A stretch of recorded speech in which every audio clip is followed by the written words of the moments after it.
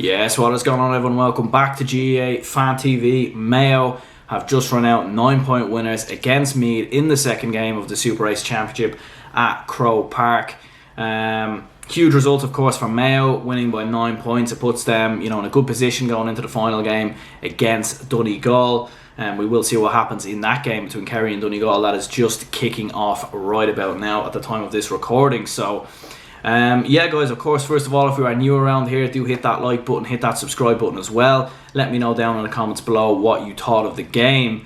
And yeah, it certainly wasn't a great game, was it, between these two counties? We're certainly expecting a lot more. I think fatigue definitely played a huge aspect of this game, specifically in the first half. This is Mayo's 5th weekend in a row playing. I think it's Meath's 3rd weekend in a row. So certainly there was definitely an issue of fatigue in that first half, in my opinion. And I think that played quite a high part in the reason for the severe lack of quality and the reason why this was generally just a poor game throughout.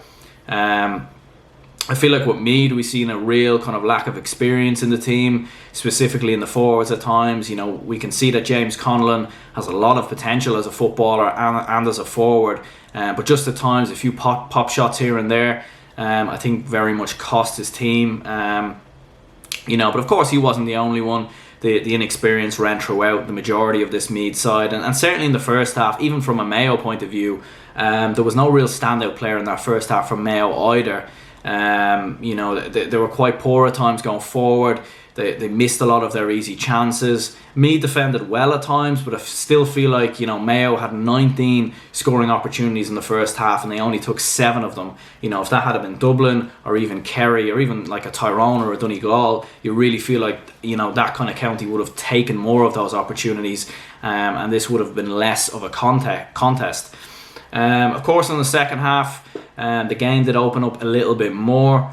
I was a bit disappointed with Brian Menton at times for Meath in the midfield. I feel like the kickouts a lot of the time from Andrew Colgan, he didn't win most of them, Brian Menton.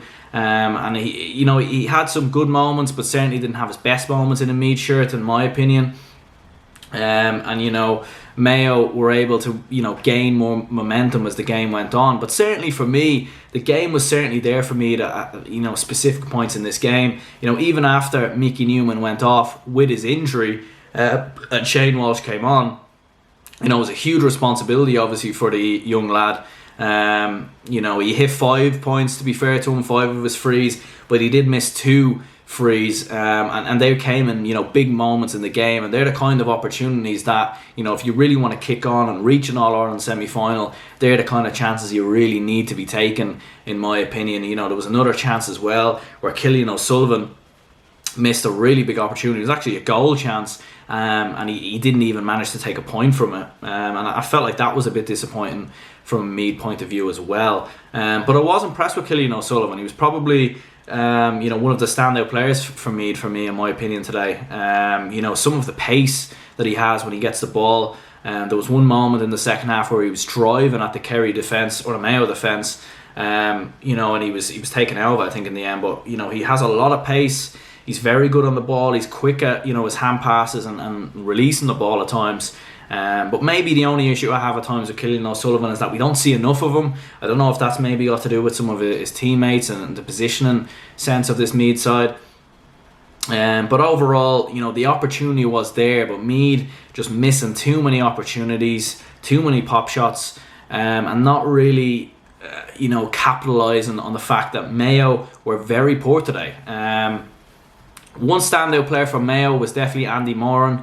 When he came off the bench, he made a huge difference to this Mayo side. I think his leadership is just outstanding with this Mayo team.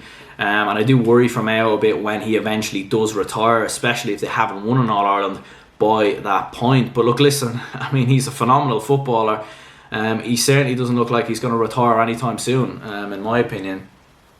But some of Mayo's more experienced players definitely did stand up in those final 15 to 20 minutes. The likes of Colin Boyle, Kevin McLaughlin, Aidan O'Shea stood up a bit more as well, Shamey O'Shea as well. And once Mayo got that goal, you felt like this was game over. Great finish by Kevin McLaughlin to take it around the goalkeeper, put it in the back of the net. To be fair, Meath had a bit of a spell after that where they hit 2 or 3 points and they tried to really close down the deficit. They certainly never gave up. But Mayo, of course, you know, they shone through in the end. They got another goal from a penalty in the closing stages after Andrew Colgan was given a black card, and he was of course sent off. So yeah, you know, Cillian O'Connor of course got the goal, and Mayo run out 9-point winners. It's certainly a result of, you know, a scoreline that flatters in many ways. Mayo certainly weren't at their best today. But they are still in with a chance. We know for a fact that with a week's break, Mayo will definitely improve by the time that Donegal game comes around.